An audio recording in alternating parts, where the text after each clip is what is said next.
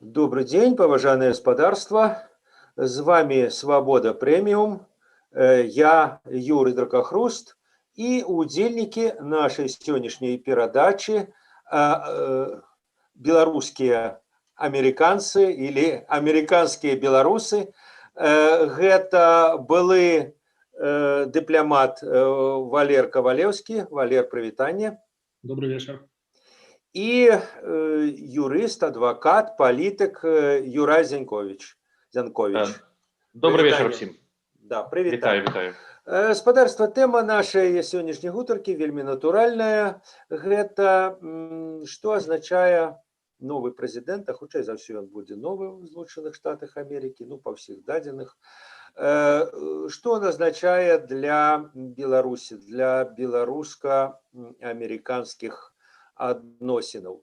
В пэўным сэнсе як бы это будзе вяртанне, скажем так, в часы Обамы, пры якім гаспадар Байден быў віцэ-прэзідэнтам, ці магчыма вяртанне ў часы Буша, калі Буш прымаў у Белым доме беларускіх апазіцыянераў, калі ўводзіў санкцыі. Якое у вас адчуванне, якое у вас прадбачанне, Валер? Добрый вечер еще раз. Дякую за запрошение. Думаю, все ж таки, что политика Байдена будет своей властной.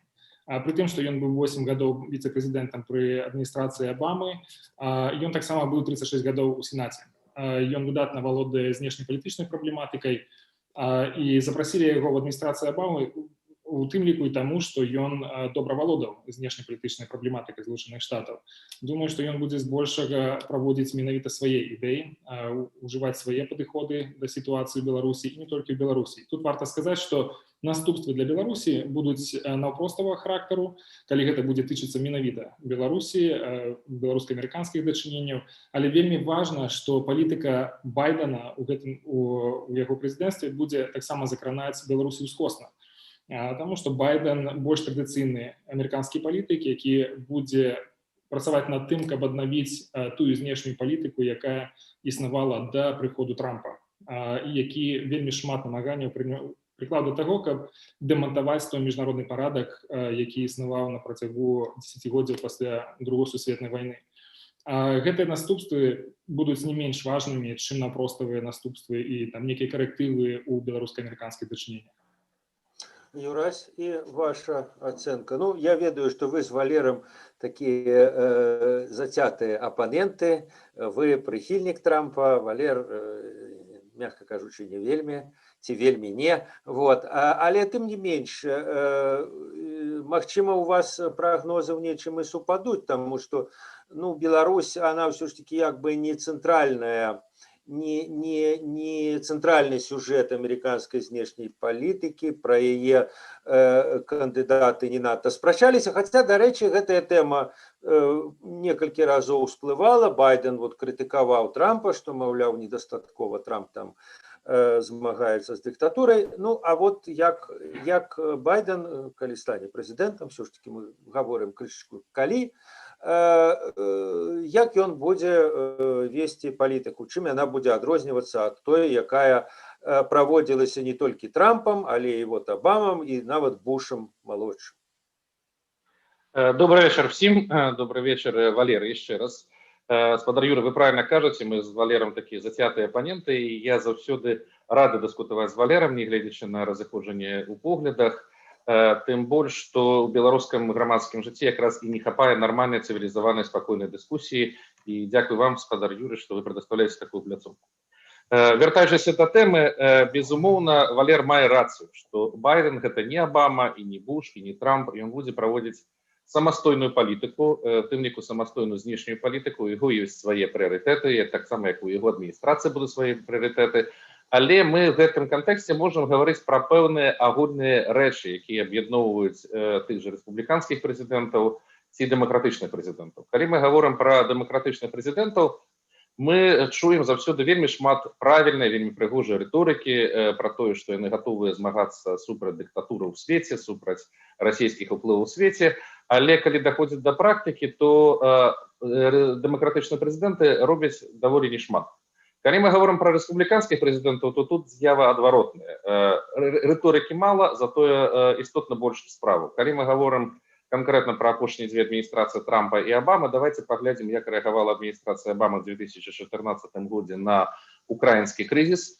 Адміністрацыя Обамы, нагадаю, Украіне так і не прадоставіла летальнае ўзбраенне дзеля самаабароны ад агрэсіі.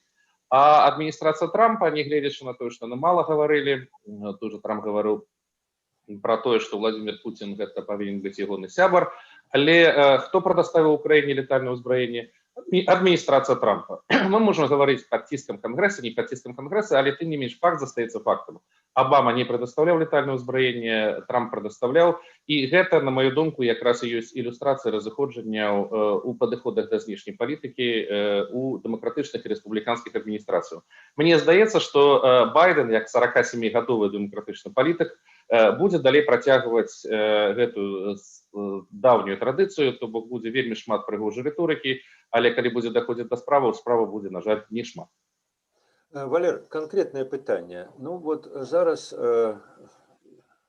новый посол у Беларуси, спадарня Фішер, пройшла шмат этапаў зацвярджэння. Я так разумею, яшчэ агульнага галасавання ў Кангрэсе не было, хотя, дарэчы, невядома, які склад Кангрэсу будзе. Я так разумею, что абсолютно не факт, что там республиканцы захаваюцца, але тым не менш, вот нават калі яна будзе зацверджаная, вот президент Байден накіруе яе ў Менск вручаць даверчыя граматы не Тихановскай, не Бабарыку, а Александру Лукашенку.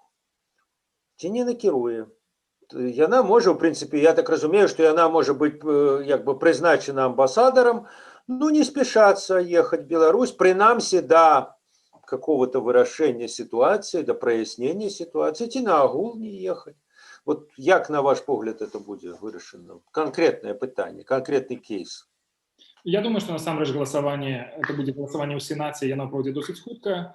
Я думаю, что уже в листопаде, максимум у снежні, все ж таки стары склад Сената, где контролюецца большасць рэспубліканцы, і ён зацвердзіць кандыдатуру Фішер, і Дзярждэпартамент падкрэсліваў, што яны зацікаўлены як мага хутчэй скончыць гэтую працэдуру, і як толькі яе зацвердзяць, яны накіруюць яе ў Беларусь. Больш за то, я думаю, што нават калі дайшло да Байдена, то яны хутчэй за ўсё, мне здаецца, яны все ж таки ушанавалі гэты выбар на кандыдатуру амбасадара, потому что это прафесійны дыпламат, яна цалкам адпавядае ўсім параметрам неабходным для працы ў Беларусі. Я думаю, что нават при адміністрацыі Байдена гэта было б зроблена, але будем памятаць, яшчэ до 20 студзеня прэзідэнтам будзе заставацца Дональд Трамп, і таму яго яшчэ паўнавартасныя паўнамоцтвы для того, каб прызначаць сваіх людзей на ўсе пасады. І вы думаеце, што ён это зробіць, калі зацвердзяць яе? Я думаю, што яны гэта зробяць, і Дзярждэпартамент таксама накіруе, нягледзячы на тое, што захоўваецца вось гэта такая супярэчнасць датычна легітымнасці ці легальнасці ўвогуле знаходжання Лукашенка на пасадзе прэзідэнта. Тым не менш, Злучаныя Штаты падкрэслілі неадначасова на досыць высокім узроўні, што яны зацікаўлены ў тым, каб працягваць дыялог з Беларусю, можа нават у абмежаваным нейкім абрэзаным фармаце, але тым не менш яны не гатовыя да вельмі рэзкіх рухаў, як то прыпыніць абмен амбасадарамі. Ну, я так разумею, что коли Помпео мог потелефоновать Лукашенку, то значит легитимность это питание такое довольно тонкое и двоистое. Так, вельмі тонкое, и Злучаныя Штаты не вельмі любяць займацца анализом гэта, потому что это может пойти вельмі далёка. Например, признание легітымнасці нейкіх міжнародных пагадненняў. Вельмі складанае пытанне, і нават пасля 1999 года, калі Беларусь пры нелегітымным Лукашенку, нібыта непрызнаным Лукашенку падпісала гэтую саюзную дамову, Злучаныя Штаты тым не менш устрымаліся ад таго, каб працягваць вось гэтую ацэнку і на міжнароднае пагадненне такого важнага рахунку, як саюзная дамова. Таму думаю, што Злучаныя Штаты працягнуць тую лінію, якую яны выпрацавалі за мінулыя некалькі гадоў, так, з пэўнымі агаворкамі, але тым не менш амбасадара яны накіруюць для таго, каб мець амбасадара на месцы. Я думаю, што тут ёсць два такіх вымярэння для Дзярждэпартамента і для адміністрацыі ўвогуле. Гэта дыпламатычнае вымярэнне. і гэта то, якую працу Злучаныя Штаты могуць весці на месцы у Беларусі пры амбасадары, і палітычнае вымярэнне. Які сігнал яны могуць паслаць, паслаўшы амбасадара ў Беларусь ці не паслаўшы. Я думаю, што яны у гэтай сітуацыі яны абіраюць менавіта дыпламатычны падыход, што нам трэба весці дыпламатычную працу, і наш амбасадар на месцы зробіць значна больш працы, чым калі мы не пашлем амбасадара ў Беларусь, і тым самым пашлем вось такі моцны палітычны сігнал, але гэты сігнал палітычны будзе не надта дзейсны для того, каб прасоўваць амерыканскія інтарэсы ў Беларусі. Юрась, я думаю, что вот то, что Валер сказал, это довольно важный такой момент, что как бы вот коли говорится, что там Байден, все, пришел, Байден прийде, только наприканцы студеня, а до гэтага часу президентом будет Трамп. И вот у меня до вас как бы два пытания. Вот ці вы чакаете, что на працягу вот того терміну, який застався до 20 студеня, скажем, администрация Трампа може, так сказать, напоследок узмацнить санкции? Бо зараз вот ввели санкции относно 8 человек, а в Европе уже ввели 40 и еще 15. Вот Трамп може узмацнить гэтыя санкции? И другое пытанне, калі все ж таки, скажем, Байден прыйдзе да ўлады, ці можа ён зрабіць гэта? Ці будзе ён это рабіць? Ну, давайте паспрабуем поразважаць. Значит, у Трампа при горшым раскладзе, што сапраўды все суды скончацца на карысць Байдена, застаецца 2,5 месяцы, і, як правіла, прэзідэнты трацяць гэты час на завершэнне нейкіх сваіх палітычных праектаў, на размеркаванне пасадаў, тым ліку у дыпламатычным корпусе для нейкіх сваіх прыхільнікаў, на амністыі сваім прыхільнікам, якія патрапілі з той ці іншай прычыны ў турму, на такія розныя завяршаючыя працэдуры. Лукашенко гэта цудоўна разумее, і ён разумее, што б не рабіў зараз Трамп, пасля прыйдзе Байден, і з Байденам у яго ёсць шанец выбудаваць адносіны лепшым чынам. Таким чынам, што б зараз не рабіў Трамп, хутчэй за ўсё Менск гэта будзе ігнараваць пры умове, што тое, што ён будзе рабіць, гэта будзе невыгадна Менску. То бок, калі адміністрацыя Трампа, той же Помпео будзе спрабаваць ціснуць на дэ-факта прэзідэнта Беларусі Лукашенка з мэтаю дасягнення пэўных палітычных мэтаў Амерыкі, прасоўвання той же дэмакратыі, вызвалення палітзняволеных і гэтак далей, в інтарэсах адміністрацыі Лукашэнкі проста ігнараваць гэты ціск і чакаць, што вось прыйдзе Байден і мы будзем выбудоўваць палітыку наноў. Што датычыць асабіста асобы Трампа, то мы все ведаем, што Трамп даволі цяжкі чалавек, і хутчэй за ўсё, што ён паспрабуе зрабіць, ён паспрабуе пакінуць як мага больш невырашаных складаных праблемаў новай адміністрацыі, тым больш, што, наколькі я разумею, у Трампа з Байденам адносіны не надта. Беларусь гэта не самы прынцыповы кірунак для Амерыкі, я б сказаў, што ён нават не прынцыповы, але нават у гэтай сітуацыі Трамп можа зрабіць нейкі такі крок, які пасля Байдену, які ён заступіць на пасаду прэзідэнта, трэба будзе разруліваць. Магчыма, гэта будзе введзенне нейкіх вострых санкцыяў, і пасля Байден разбірайся з гэтым, як з гэтага выйсці. Магчыма, нейкая рыторыка з тым же Лукашэнкам, калі сапраўды будзе абраная в якасці інструмента сапраўды Беларусь і сапраўды Лукашенко, то бок Трамп паспрабуе пакінуць праблемы для будучай адміністрацыі. Ну, а как будущая администрация у вас есть вот как бы контур? Ну, принамсі вот отказ на пытание. Президент Байден введе большие санкции, ну, скажем, под капел европейских. Вот европейцы уже ввели санкции относно 60 прикладно вышейших чиновников.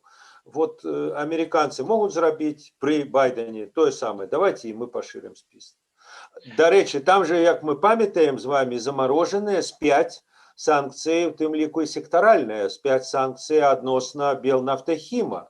Ну, якби, як у Бикова, бомба чекала свого часу, вона може дочекатися, можна її как бы включить, а можна не включать, это питання. Вот у меня до вас питання. Байден, при всей вашей нелюбви, да я його, скажем так, но тим не менш, вот он это зробить чи ні? Сімвалічныя санкцыі, такія як ввёл Еўрапейскі звяз, безумоўна, можа ввесці як адміністрацыя Трампа, так і адміністрацыя Байдена. Гэтыя санкцыі яны ні да чого не забавязваюць, гэта сімвалічна. Мы цудоўна ведаем, што ніхто з гэтых 60 чыноўнікаў не ездзіў і не будзе ездзіць ні в Амерыку, ні в Еўропу, і што ў іх, ну, хутчэй за ўсё, няма ніякіх актываў, які можна замарозіць, тым больш, што большасць з гэтых людзей яны ўжо не першы раз падвяргаюцца санкцыям. Што датычыць сектаральных санкцыяў супраць таго ж Белнафтахіма, то давайте падумаем, ці гэта ўвогуле в інтарэсах Беларусі, каб Амерыка ўводзіла такія санкцыі. Не в інтарэсах Лукашэнкі, а давайте забудзем про то, што Лукашенко пройдзе там 3-4 месяцы, мы ж сёння не ведаем, што ў Беларусі нават будзе праз 3-4 месяцы. Можа там будзе новы прэзідэнт, можа это будзе Ціхановская, Бабарыка, не ведаю, Кавалеўскі, можа Зянковіч, можа Дракахруст, хто заўгодна. Ці трэба нам ввогуле вось гэтыя сектаральныя санкцыі? Таму што Байден, безумоўна, ён выразна гэта сказаў, і ён праціўнік нафтавага лобі амерыканскага. Ён прыхільнік зялёнага курса. Таму, калі паўстане пытанне ўводзіць ці не ўводзіць санкцыі супраць нафтаздабываючай, нафтаперапрацоўчай кампаніі, безумоўна, ён гэта зробіць лёгка, не вагаючыся, але ці гэта будзе в інтарэсах Беларусі? Я гэта моцна сумнеюся. Валер, у меня до вас пытание про такой, вы уже, здаецца, ці вы, ці Юрай, сказали про складаныя як бы суадносіны розных аспектаў знешняй палітыкі. Ну вот Байден выказваўся даволі жорстка, рэзка адносна Лукашэнкі, асабліва вот пасля выбараў.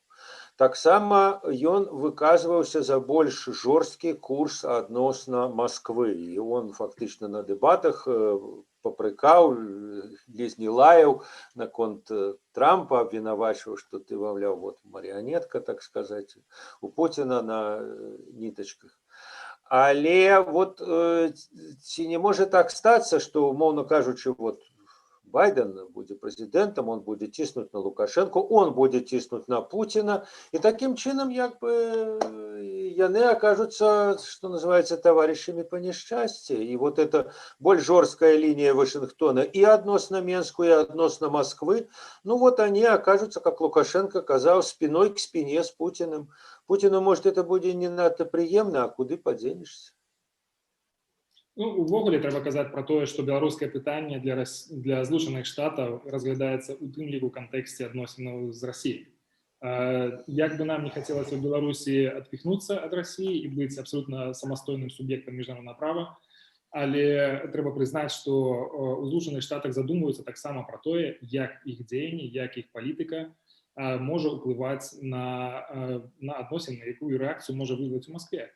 І гэта часам можна чуць нават у наўпроставых заявах амерыканскіх дыпламатаў, палітыкаў, якія кажуць, што калі мы развіваем адносіны з Беларусю, то мы не імкнемся нейкім чынам адцягнуць Беларусь ад Расіі. Гэта такое прызнанне, якое досыць дорага каштуе і яго, я думаю, заўсёды чакаюць і ў Маскве. Разам з тым, тое, што казаў Байден на працягу гэтых некалькіх месяцаў пасля 9 жніўня, відавочна паказвае, што ён ацэньвае сітуацыю ў Беларусі досыць адэкватна. Тыя захады, якія ён прапануе, на якіх ён настойвае, як новую палітыку Злучаных Штатаў дачынення да Беларусі, яны кажуць пра тое, што гэтая палітыка будзе больш жорсткай, больш прынцыповай, большае месца будуць займаць складнікі каштоўнасныя, правы чалавека і дэмакратыі.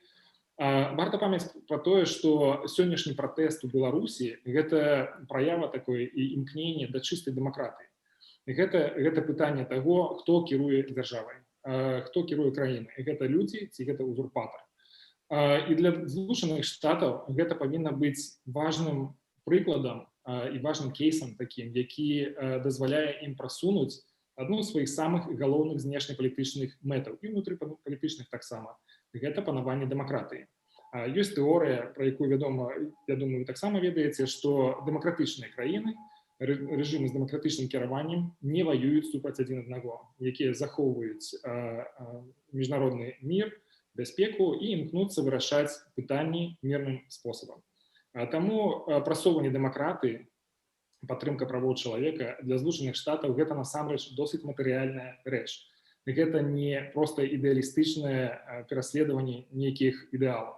Ну тут як бы адваротны бок гэтай тэзы, якую вы вывучылі, што недэмакратычныя краіны патэнцыйна, гіпатэтычна з'яўляюцца небяспекай для, скажем так, міжнароднай бяспекі. Нават калі яны нікому не пагражаюць. но сам по себе факт, что вот як бы калі краіна не дэмакратычная, то сёння она миролюбивая, а завтра может стать и не вельмі. Так что лепш, вот, я думаю, что это так самый важный фактор. Так, і адказваючы на ваше пытанне, думаю, што Злучаныя Штаты будуць імкнуцца да таго, каб абмежаваць уплыў Расіі на Лукашенка ці, скажем так, умяшальніцтва Расіі ў унутрыпалітычныя працэсы беларускія на гэтым этапе. Расія, безумоўна, я не думаю, што Расія зацікаўленая зараз у анексіі Беларусі, акупацыі Беларусі, але Расія будзе выкарыстоўваць гэтую слабасць у Лукашэнкі, гэты унутрыпалітычны крызіс для того, каб умацаваць свой кантроль над унутрыпалітычнымі і знешнепалітычнымі працэсамі беларускімі. Таму так, можа Пуціну будзе і непрыемна гэта адчуваць, але разам з тым у Байдена даволі важны знешнепалітычны парадак дня пасля яго прыходу да ўлады. Думаю, што Пуціну вельмі важна будзе таксама выбудоўваць новы дыялог з новым прэзідэнтам, які больш прафесійны, больш прадказальны, магчыма, менш зручны для Крэмля, але разам з тым гэта вяртанне да падручніка па знешняй палітыцы, па міжнародных адносінах, які больш звыклы для Расіі. Таму, я думаю, будзе пра што дамаўляцца і Пуціну. Я думаю, што аргументы ў Злучаных Штатаў будуць таксама досыць важкія для таго, каб утрымаць Расію ад такога прамога ўмяшальніцтва ў беларускія справы. Юрась, и ваш прогноз взаимоотносин Вашингтона с Москвой. Ну так, вы вот сказали, что частей за все, скажем, демократы, может, вели больше гнутки курс. Мы памятаем перезагрузка Обамы Клинтон. Вот. Але з іншого боку, ну, увогуле, так бы мовить, вся архитектура холодной войны была створена при демократии Трумэне. И в дальнейшем, скажем, той же Картер довольно жестко сопротивстоял Советскому Союзу и в Афганистане, и в питании прав человека. Так что тут как бы мерить все, вот республиканцы добрые, моцные, а демократы слабые, мягкотелые. Ну, напевно, это, мягко кажучи, не совсем так. Але тем не меньше, вот про... В дадзеным выпадку мы говорим не столько про демократов, сколько про конкретного политика, про конкретного человека. Як будут вот складываться отношения с Москвой и ускосно с Беларусью, то вот про что я Валера пытался. Ну, я крышечку иначе сказал. Я не сказал, что демократы больше мягкотелые, я сказал, что демократы уживаюць вельмі шмат трэскучай рыторыкі, калі даходзіць да справаў, робяць не шмат. Рэспубліканцы, наадварот, менш рыторыкі, больш справаў. И давайте поглядим конкретно на приклад апошніх 4 гадоў президентства Трампа, что было зроблено в адносінах России и ускосна в интересах Беларуси. Пытание паўночнай плыні, то бок того самого турбопровода, які ідзе праз Балтыйскае море з России у паўночную Нямецчыну. Тут все згадывают заўсёды Украину про то, что это супраць Украины проект Россия будавала, а насамрэч это проект не супраць Украины, это проект супраць Беларуси.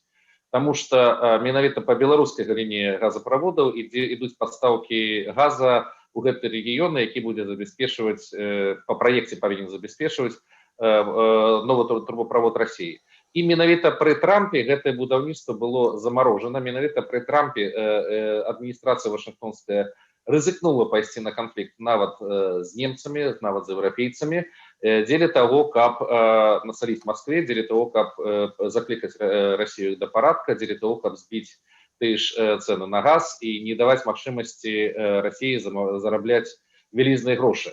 І гэты праект, гэта ідеі не Трампа, яны якраз у інтарэсах, у нацыянальных інтарэсах Беларусі, потому что той же Лукашенко, ён неаднаразова ўжываў гэты інструмент транзіта, у тым ліку газа, у сваёй гульні супраць России при ўзнікненні нейкіх спрэчак. І новы прэзідэнт Беларусі, які б ён не быў, ну давайте казаць шчыра, у яго не так шмат інструментаў супраць России, апроч транзіта, ну і яшчэ можа парачкі аргументаў іншых.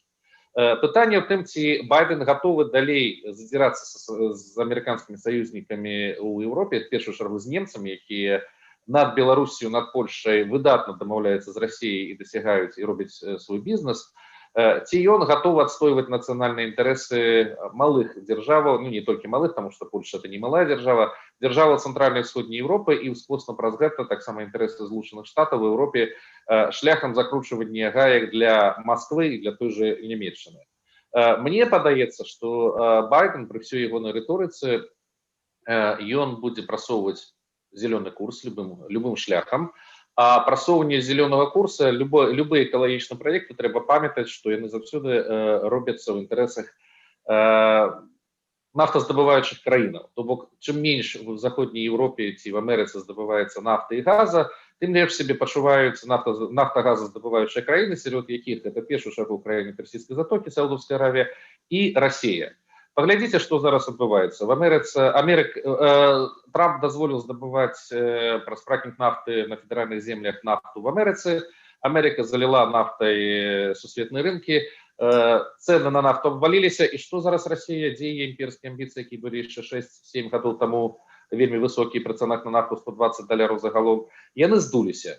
І вось гэта, мне здаецца, якраз вельмі важны момант для разумення палітыкі в нашым рэгіёне. Не трыскучыя фразы пра дэмакратыю, безумоўна, Амерыка адстойвае дэмакратыю, безумоўна, она будзе абараняць правы чалавека, а менавіта што робіцца на практыцы, таму што можна 10 разоў сказаць, што мы за дэмакратыю і запатрабаваць ад Лукашэнкі вызвалення палітзняволеных, што ён выдатна праігнаруе, а можна один раз закруціць кранік і стварыць такі праблемы, што і для Масквы, і для Лукашэнкі, што яны самі хуценька прыбегуць дамаўляцца, як зрабіў той же ж, калі вы згадалі пра Картера, я згадаю Рэйгана, які абваліў цэны на нафту, і такім чынам Савецкі Саюз быў убіты. Таму давайте глядзець не на словы, а на дзеянні канкрэтныя. Ці здольны Байден на такія дзеянні, я, шчыра кажучы, сумняваюся. Коллеги, дзякуй вам вялікі, дзякуй Валер, дзякуй Юрась. Я думаю, што мы яшчэ не адзін раз, магчыма і ў гэтым складзе, будзем абмяркоўваць палітыку і Трампа, і таксама прэзідэнта Байдена. А сёння дзякуй вялікі і да наступных сустрэчаў. А нашым слухачам я хочу нагадаць, што за працягам тэмы, гэтай тэмы, іншых тэмаў яны могуць сачыць на YouTube-канале Свабода Прэміум і в Telegram-канале Свабоды. Да пабачэння.